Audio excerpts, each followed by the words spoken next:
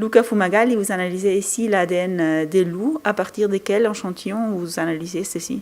Oui, alors on reçoit chaque semaine des échantillons biologiques qui sont soit des crottes, soit des poils, soit de la salive qui est récoltée autour des proies, ou de l'urine aussi parfois. Donc c'est tous des échantillons que les animaux déposent sur le terrain. Depuis à peu près 20 ans, on a pu identifier à peu près 100 individus différents qui ont transité sur le territoire suisse. Alors ces individus, on les identifie une fois ou 10 fois. Ils ne restent pas très longtemps d'habitude, donc on les a pendant 1 ou 2 ans, et puis après on ne les reçoit plus dans notre laboratoire, soit parce qu'ils sont partis, vraisemblablement, soit parce qu'ils sont morts, ou soit parce que leurs échantillons n'ont pas été récoltés. Mais ça fait à peu près une centaine d'individus différents en 20 ans.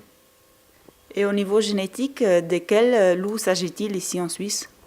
Alors tous les échantillons qui ont été analysés dans les Alpes suisses, mais aussi en Italie et en France, ils ont tous une séquence d'ADN qui est diagnostique et qui est uniquement retrouvée dans les populations sauvages des Apennins italiens.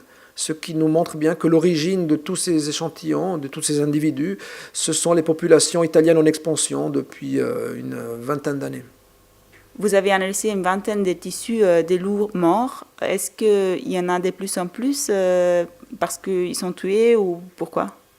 Bon, les loups morts, c'est soit des loups qui sont accidentés, accident de la route par exemple, soit des loups qui sont tués avec des tirs autorisés, soit des loups qui sont tués illégalement, comme dernièrement dans le Val d'Anniviers. Alors, je ne peux pas dire qu'il y en a de plus en plus, mais le nombre de loups augmentant, c'est possible que le nombre de loups morts va augmenter aussi.